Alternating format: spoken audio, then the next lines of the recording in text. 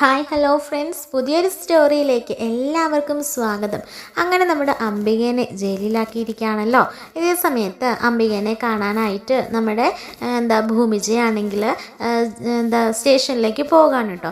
അങ്ങനെ സ്റ്റേഷനിലേക്ക് പോകുന്ന ഭൂമിജയാണെങ്കിൽ CSRനെ കാണാൻ വേണ്ടിയിട്ട് നിൽക്കുമ്പോൾ പെട്ടെന്ന് അമ്മയുടെ അടുക്കിലേക്ക് ഓടി ചെല്ലുകയാണേ.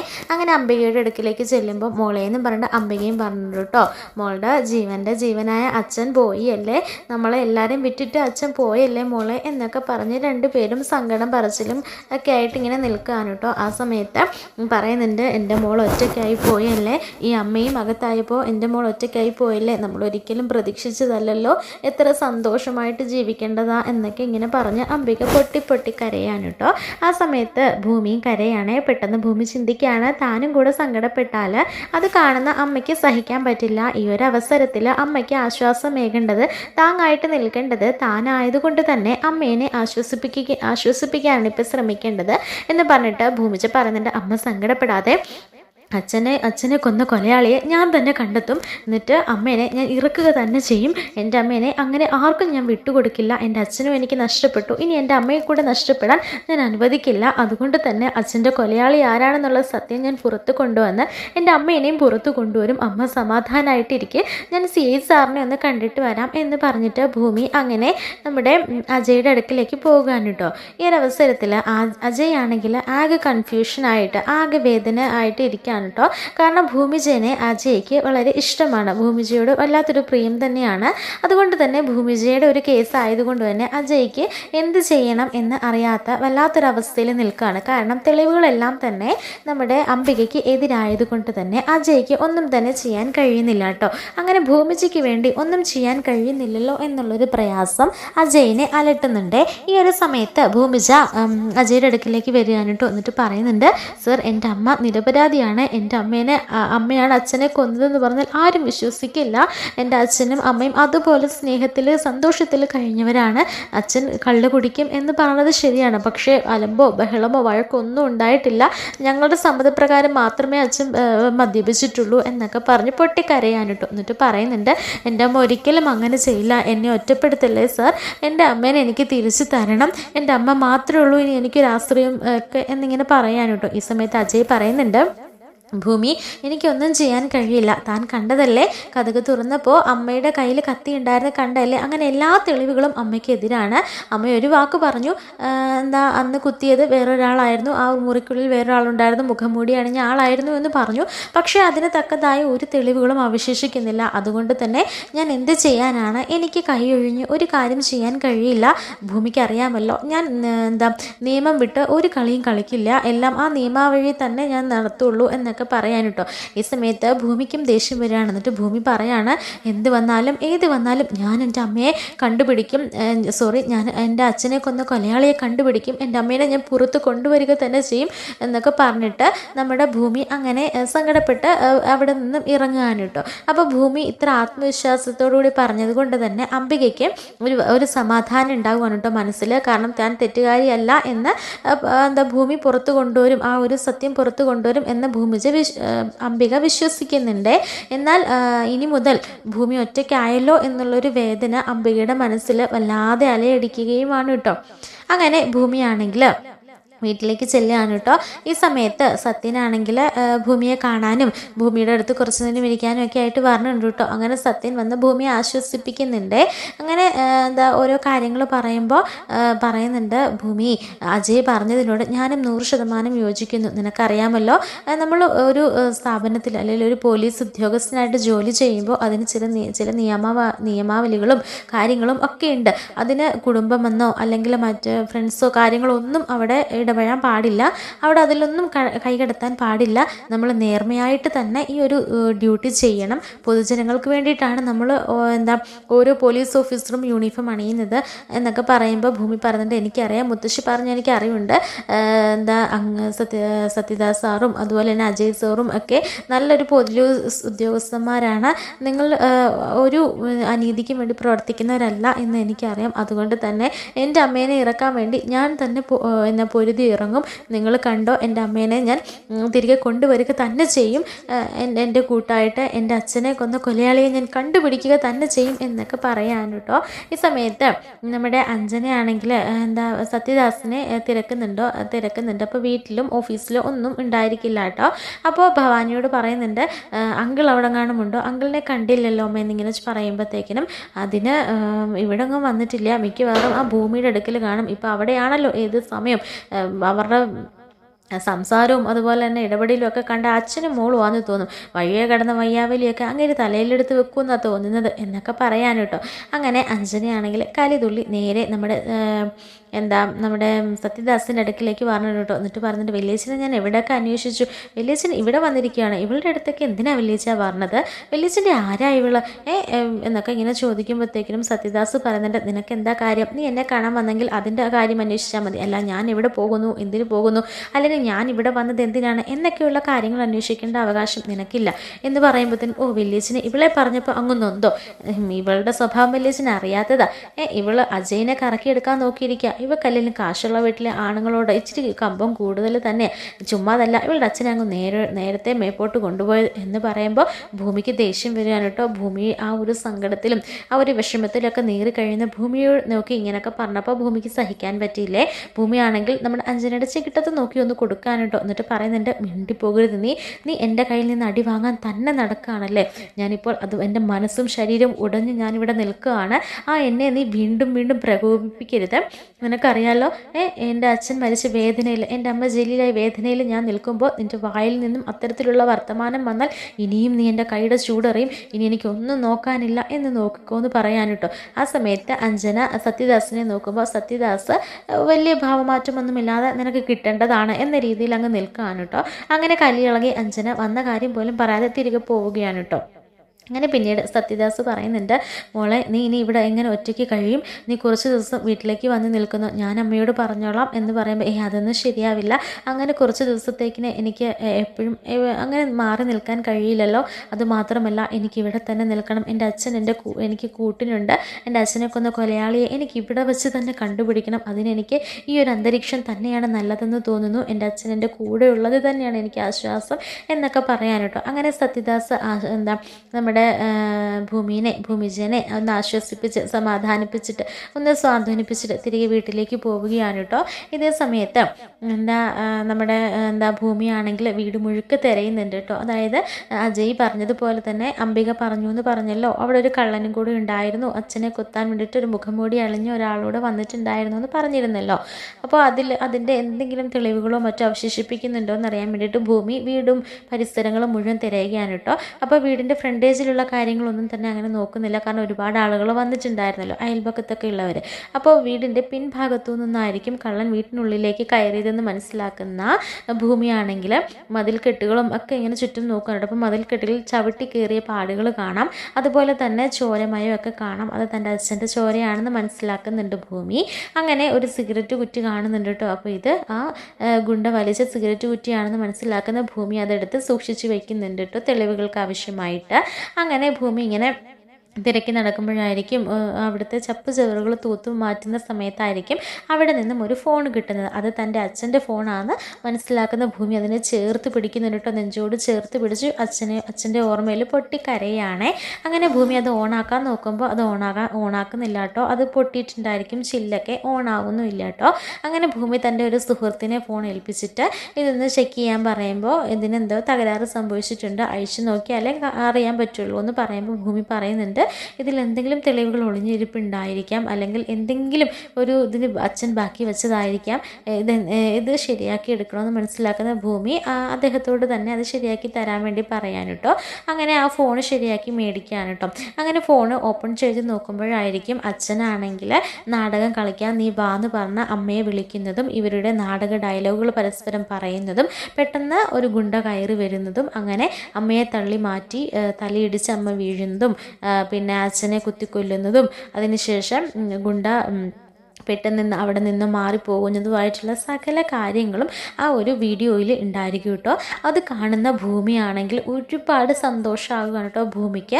അങ്ങനെ ഭൂമി തുള്ളിച്ചാടുകയാണ്. തൻ്റെ അച്ഛനാണ് തനിക്കിത് നൽകിയത്, തൻ്റെ അച്ഛൻ തന്ന തെളിവാണെന്ന് മനസ്സിലാക്കുന്ന ഭൂമി തൻ്റെ അച്ഛൻ്റെ ഫോട്ടോയ്ക്ക് മുമ്പിൽ നിന്ന് കരയുകയും അതുപോലെ നന്ദി പറയുകയും ചെയ്യാൻ കേട്ടോ. നമ്മുടെ അമ്മേനെ രക്ഷിക്കാൻ വേണ്ടിയിട്ട് അച്ഛൻ തന്നതാണ്, അച്ഛൻ എൻ്റെ കൂടെ ഉണ്ടെന്ന് ഇപ്പം എനിക്ക് മനസ്സിലായി എന്നൊക്കെ പറഞ്ഞ് ഭൂമി ഒരുപാട് സന്തോഷപ്പെടുകയാണ് കേട്ടോ. അങ്ങനെ ആ കമാലിൻ്റെ കണ്ണുകൾ നമ്മുടെ ഭൂമിയുടെ മനസ്സിൽ പതിച്ചെടുക്കുകയാണ് കേട്ടോ. എന്നിട്ട് പറയുന്നുണ്ട്, ഈ കണ്ണുകൾ എവിടെ വെച്ചാണെങ്കിലും ഞാൻ മനസ്സിലാക്കും, ഈ കണ്ണുകൾ കൊണ്ട് ഞാൻ എൻ്റെ അച്ഛൻ്റെ കൊലയാളിയെ ഞാൻ പിടിക്കും, നോക്കിക്കോ എന്നൊക്കെ പറഞ്ഞിട്ട് ഭൂമി അവിടെ നിന്നും പിന്നെ ആ കമാലിനെ തേടിയുള്ള ആ ഒരു അന്വേഷണത്തിൽ ഭൂമി നടക്കുകയാണ് കേട്ടോ. ഇതേ സമയത്ത് നമ്മുടെ അജയ് ആണെങ്കിലും തെളിവുകളൊന്നും തന്നെ ലഭിക്കാത്തത് കൊണ്ടും പിന്നെ നമ്മുടെ അംബികയോട് ചോദിക്കുമ്പോൾ അംബിക പറയുന്നുണ്ട്, അദ്ദേഹം മുഖംമൂടി അണിഞ്ഞത് കൊണ്ട് തന്നെ അദ്ദേഹത്തിൻ്റെ കണ്ണുകൾ മാത്രമേ എനിക്ക് കാണാൻ കഴിയുള്ളൂ. അങ്ങനെ അംബിക പറയുന്നുണ്ട്, എൻ്റെ അച്ചുവേട്ടനെ കൊന്ന ആ കണ്ണുകൾ എനിക്ക് ഇപ്പോഴും വ്യക്തമായിട്ട് അറിയാം, ഏത് ആൾക്കൂട്ടത്തിൽ വെച്ച് ഞാൻ തിരിച്ചറിയും എന്നൊക്കെ പറയാൻ കേട്ടോ. അങ്ങനെ ഗുണ്ടകളുടെ ലിസ്റ്റും കാര്യങ്ങളും ഒക്കെ ഇങ്ങനെ കൊലയാളികളുടെ ആയിട്ടുള്ള ലിസ്റ്റുകളെല്ലാം ഭൂമിജനെ കാണിക്കുന്നുണ്ട്. പക്ഷേ അതിലൊന്നും കമാലിൻ്റെ ഫോട്ടോ ഉണ്ടായിരിക്കില്ല കേട്ടോ. അങ്ങനെ ഇതൊന്നും അല്ല എന്ന് പറയാൻ കേട്ടോ. അപ്പോൾ അജയ്ക്ക് ഇതൊന്നും അത്ര വിശ്വാസമാകുന്നില്ല. കാരണം തെളിവുകളെല്ലാം അംബികയ്ക്ക് എതിരായതുകൊണ്ട് തന്നെ അജയും അംബികനെ അവിശ്വസിക്കാൻ കേട്ടോ. ഇതേ സമയത്ത് നമ്മുടെ ഭൂമിജയാണെങ്കിൽ ചെറിയൊരു രേഖാചിത്രമൊക്കെ വരയ്ക്കുന്നുണ്ട് ആ കണ്ണുകൾ വെച്ചിട്ട്, ഒരു ആപ്പ് വഴിയൊക്കെ. അപ്പോൾ അതിലൂടെ മനസ്സിലാക്കുന്ന ഒരു കമാലിൻ്റെ ഏകദേശ രൂപമൊക്കെ ലഭിക്കുന്നുണ്ട് കേട്ടോ. ഈ ഒരു സമയത്തായിരിക്കും പോലീസ് സ്റ്റേഷനിൽ പഴയ കാല റെക്കോർഡുകളും കാര്യങ്ങളും ഒക്കെ ഉണ്ടായിരിക്കുമല്ലോ. അപ്പോൾ പോലീസ് സ്റ്റേഷനിലുള്ള എല്ലാവരുമായിട്ട് ഭൂമിക്ക് പരിചയമുള്ളത് കൊണ്ട് തന്നെ അതിലൊരു കോൺസ്റ്റബിളിനോട് പറഞ്ഞിട്ട് ആ റെക്കോർഡുകളൊക്കെ വാങ്ങിക്കാൻ കേട്ടോ. അങ്ങനെ ആ ഒരു കൊലയാളിയെ ഭൂമിജ തപ്പുവാണ്. ആ കണ്ണുകൾ വെച്ച് ആ കൊലയാളിയെ കണ്ടുപിടിക്കാൻ കേട്ടോ. അങ്ങനെ നോക്കുമ്പോൾ കമാലിൻ്റെ ഫോട്ടോ കിട്ടുകയാണ്. ആ കമാലിൻ്റെ ഫോട്ടോയും വീഡിയോയിലുള്ള ആ ഒരു മുഖംമൂടി അണിഞ്ഞ ആ ഒരു മനുഷ്യൻ്റെ കണ്ണും തമ്മിൽ സാദൃശ്യമുണ്ടെന്ന് മനസ്സിലാക്കുന്ന ഭൂമിജയാണെങ്കിൽ ഇത് തന്നെ ആയിരിക്കും കൊലയാളി, എൻ്റെ അച്ഛനെ കൊന്ന കൊലയാളി ഇത് തന്നെ ആയിരിക്കുമെന്ന് ഉറപ്പാക്കാൻ കേട്ടോ. എന്നിട്ട് പിന്നീട് ഉറപ്പിക്കാൻ വേണ്ടിയിട്ട് ഭൂമിജയുടെ വീട്ടിലേക്ക് വരണ ആ ഒരു വഴിയുണ്ടല്ലോ, ആ ഒരു വഴിയിലും പിന്നെ ടൗണിലും ഒക്കെ ആയിട്ടുള്ള CCTV ദൃശ്യങ്ങളൊക്കെ ശേഖരിക്കാൻ കേട്ടോ. അങ്ങനെ ആ ഒരു സമയത്ത്, അതായത് അച്ഛൻ മരണപ്പെട്ട ആ ഒരു ഏകദേശ സമയം അടുപ്പിച്ചിട്ടുള്ള CCTV ദൃശ്യങ്ങളിൽ നമ്മുടെ കമാലിൻ്റെ മുഖം പതിയുന്നുണ്ട് കേട്ടോ. കമാൽ വരണതായിട്ട് കാണുന്നുണ്ട്, ആ ഒരു ജീപ്പിൽ കമാൽ വരണതായിട്ട് കാണുന്നുണ്ട് കേട്ടോ. അങ്ങനെ ഇത് കമാൽ തന്നെയാണ് തൻ്റെ അച്ഛനെ കൊന്നതെന്നുള്ള സത്യം മനസ്സിലാക്കുകയാണ് കേട്ടോ ഭൂമിജ. അങ്ങനെ ഭൂമിജയുടെ കയ്യിൽ എല്ലാ തെളിവുകളും ലഭിച്ചു കഴിഞ്ഞിരിക്കുന്നു. അങ്ങനെ ഭൂമിജയാണെങ്കിൽ കമാലിനെ പിന്തുടരുന്നുണ്ട് കേട്ടോ. അങ്ങനെ കമാൽ ഒഴിഞ്ഞ ഒരു വീട്ടിലേക്ക് കയറുന്നതൊക്കെ കാണുന്നുണ്ട്. ഇതേ സമയത്ത് ഭൂമിജ കുറേ ഈ സന്നദ്ധ സംഘടന പ്രവർത്തകരൊക്കെ ഉണ്ടല്ലോ, അങ്ങനെയുള്ള കുറച്ച് യൂത്ത് കോൺഗ്രസ് അങ്ങനെ ഇങ്ങനെ പാർട്ടിയിലുള്ള കുറച്ച് പേരുണ്ട്, അവരുമൊക്കെ ആയിട്ട് ഇങ്ങനെ ഭൂമിജ ഒന്ന് സംസാരിക്കുകയാണ്. എനിക്കൊരു സഹായം ചെയ്യണം, എൻ്റെ അച്ഛൻ 2-3 ദിവസത്തിനുള്ളിൽ മരിച്ചുപോയി. അപ്പോൾ എൻ്റെ അച്ഛനെ കൊന്ന ഒരു കൊലയാളീനെ ഇവിടെ ഞാൻ കണ്ടിട്ടുണ്ട്, ഞാൻ കണ്ടുപിടിച്ചു. അപ്പോൾ ആ കൊലയാളിയാണെങ്കിൽ ഇപ്പോൾ ഈ വീട്ടിനുള്ളിലുണ്ട്. എങ്ങനെയെങ്കിലും ആ കൊലയാളി ഒരു 1-2 ദിവസം നിങ്ങൾക്ക് ഒന്ന് അടച്ചു വെക്കാൻ, അതായത് പുറത്തേക്കെങ്ങും പോകാതെ ഒന്ന് പിടികൂടാൻ സാധിക്കുമോ? ഏറ്റവും വലിയ തെളിവാണ്, ഇപ്പം നമ്മളിത് അറിഞ്ഞു എന്ന് മനസ്സിലാക്കിയാൽ അദ്ദേഹം ഇവിടെ നിന്ന് മുങ്ങും, അതുകൊണ്ടാണ് എന്നൊക്കെ പറഞ്ഞ് അവരുടെ സഹായം തേടുന്നുണ്ട് കേട്ടോ. അപ്പോൾ അവർ പറയുന്നുണ്ട്, അതിനെന്താ മോളെ, ഞങ്ങൾ കൂടെ തന്നെ ഉണ്ടായിരിക്കും. മനുഷ്യർക്ക് പരസ്പരം ഇങ്ങനെ സഹായങ്ങൾ ചെയ്തില്ലെങ്കിൽ പിന്നെ നമ്മളൊക്കെ ജീവിച്ചിരുന്നിട്ട് എന്താ കാര്യം? അതൊരു കൊലയാളീനെയല്ലേ, അവനൊക്കെ ഇങ്ങനെ അഴിച്ചു വിടാൻ പറ്റുമോ? നാളെ നമുക്കും ഇതിലെ സമാധാനത്തോടെ ജീവിക്കേണ്ടതല്ലേ എന്നൊക്കെ പറയാൻ കേട്ടോ. ഇതേ സമയത്ത് കമാലാണെങ്കിൽ പിന്നെ ജീപ്പും എടുത്ത് മറ്റൊരാളെ കാണാനൊക്കെ ആയിട്ട് പോകുന്നുണ്ട്. അത് മറ്റാരുമല്ലായിരിക്കും, ഭവാനി ആയിരിക്കും കേട്ടോ. അങ്ങനെ ഭവാനിയുമായിട്ട് കമാൽ സംസാരിക്കുന്നത് നമ്മുടെ ഭൂമിയാണെങ്കിൽ റെക്കോർഡ് ചെയ്യുന്നുണ്ട്. അങ്ങനെ ഇവരുമായിട്ട് എന്തായിരിക്കും ബന്ധം, ഇവരെന്തായിരിക്കും സംസാരിക്കുന്നത്, ഇവരുമായിട്ട് ഇനി എൻ്റെ അച്ഛൻ്റെ മരണത്തിൽ ഇവർക്ക് എന്തെങ്കിലും പങ്കുണ്ടോ? അതൊന്നും അല്ലായിരിക്കും. പിന്നെ ഒരു ഗുണ്ടയുമായിട്ട് ഇവർക്ക് സംസാരിക്കേണ്ട കാര്യം എന്താ എന്നൊക്കെയുള്ള ആ ഒരു ചിന്തകൾ നമ്മുടെ ഭൂമിയുടെ മനസ്സിൽ ഇങ്ങനെ വന്നുകൊണ്ടേ ഇരിക്കുകയായിരിക്കും കേട്ടോ. ഈ സമയത്ത് ഇവർ സംസാരിക്കുന്നത് എന്താണെന്ന് വെച്ച് കഴിഞ്ഞാൽ, ഭൂമിയെയും കൂടെ എത്രയും പെട്ടെന്ന് കൊല്ലണം, അല്ലെങ്കിൽ ഭൂമി ഞങ്ങളുടെ വീട്ടിൽ റാണിയായിട്ട് ഇനി വാഴും, അതുകൊണ്ട് അതിനെ അനുവദിക്കരുത് എത്രയും പെട്ടെന്ന് ഭൂമിയുടെ കഥ കഴിപ്പിക്കണം എന്നൊക്കെ പറയാൻ കേട്ടോ. അങ്ങനെ നമ്മുടെ ഭൂമിയാണെങ്കിൽ പിന്നീട് കമാലിനെ അവരുടെയൊക്കെ സഹായത്തോടുകൂടി പിടിച്ചു വെക്കുകയാണേ. അങ്ങനെ കുറച്ച് ദിവസങ്ങൾക്ക് ശേഷം നമ്മുടെ ഭവാനീനെ കോടതിയിലേക്ക് കൊണ്ടുപോകാൻ കേട്ടോ. അങ്ങനെ ഭവാനിക്ക് വേണ്ടിയിട്ട് വാദിക്കാൻ വേണ്ടിയിട്ട് ആരും തന്നെ വന്നിട്ടുണ്ടായിരിക്കില്ല. അപ്പോൾ ജഡ്ജി ചോദിക്കുന്നുണ്ട്, ഭവാനിയല്ല അംബികയ്ക്ക് വേണ്ടി വാദിക്കാൻ വേണ്ടി ആരും തന്നെ ഉണ്ടായിരിക്കില്ല കേട്ടോ. അപ്പോൾ ജഡ്ജി ചോദിക്കുന്നുണ്ട്, പ്രതിഭാഗം വക്കീൽ ഹാജരാകുന്നില്ലേ എന്നൊക്കെ ചോദിക്കുമ്പോൾ ഞാനാണ് വാദിക്കാൻ പോകുന്നത് എന്ന് പറയുമ്പോൾ കുട്ടി ഏതാണെന്ന് ചോദിക്കുമ്പോൾ ഇതെൻ്റെ അമ്മയാണ്, എൻ്റെ അച്ഛനെ കൊന്ന കുറ്റത്തിനാണ് എൻ്റെ അമ്മേനെ അറസ്റ്റ് ചെയ്തിരിക്കുന്നത്. ഞാനാണ് എൻ്റെ അമ്മയുടെ നിരപരാധിത്വം തെളിയിക്കാൻ വേണ്ടിയിട്ട് അമ്മയ്ക്ക് വേണ്ടി വാദിക്കുന്നത്. അതിനെന്നെ ദയവായി അനുവദിക്കണം എന്നൊക്കെ പറയാനുട്ടോ. ഈ സമയത്ത് ജഡ്ജി അത് സമ്മതിക്കാതെ വരുമ്പോൾ ഭൂമിജ ജഡ്ജിയോട് ചോദിക്കുന്നുണ്ട്, ഒരു നിരപരാധിയെ ശിക്ഷിക്കരുത്, 1000 കുറ്റവാളികൾ ശിക്ഷിക്കപ്പെട്ടാലും ഒരു നിരപരാധി പോലും ശിക്ഷിക്കപ്പെടരുതെന്നൊക്കെയല്ലേ, അതുകൊണ്ട് എന്നെ ദയവായി അനുവദിക്കണം. എൻ്റെ അമ്മേനെ പുറത്തു കൊണ്ടുവരാനുള്ള തെളിവുകളോടുകൂടിയാണ് ഞാനിവിടെ നിൽക്കുന്നത്. നിങ്ങൾക്ക് സാറിന് അത് തൃപ്തികരമാണെങ്കിൽ മാത്രം മതി എന്നൊക്കെ പറയുമ്പോൾ ഒരു ചാൻസ് കൊടുക്കാൻ കേട്ടോ നമ്മുടെ ഭൂമിക്ക്. അപ്പോൾ സത്യദാസും അതുപോലെ തന്നെ അജയും ഒക്കെ തന്നെ ഉണ്ടായിരിക്കും കേട്ടോ നമ്മുടെ കോടതിയിൽ. അങ്ങനെ ഭവാനിയും ഉണ്ടായിരിക്കുവേ.